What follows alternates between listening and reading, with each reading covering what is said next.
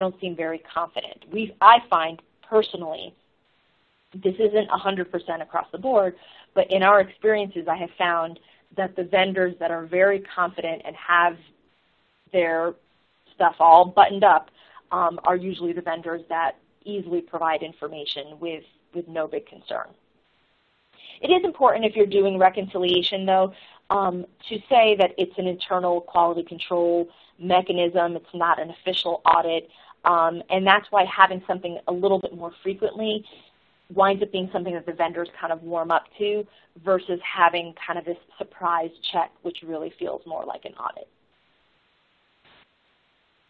So for some final tips on improving your data quality here is to, one, really communicate those requirements. It's pretty critical that the vendors understand exactly what it is that you expect from them.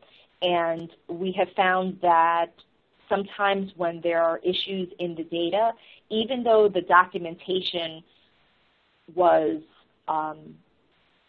there's substantial documentation from a volume perspective, we found that the documentation wasn't clear. So when we interviewed the vendor and we understood, well, why were we having these problems, even though it was written in the requirement and the manufacturer felt, well, it's clearly in here, it wasn't written in a clear way that an external party could understand. So that's really important to reflect upon. Your documentation, as well as following up with training, some reminders. If you find that there are certain things that are often forgotten along the way while you're monitoring, then you can kind of send these reminders and improve data quality along the way. Establishing monitoring criteria is pretty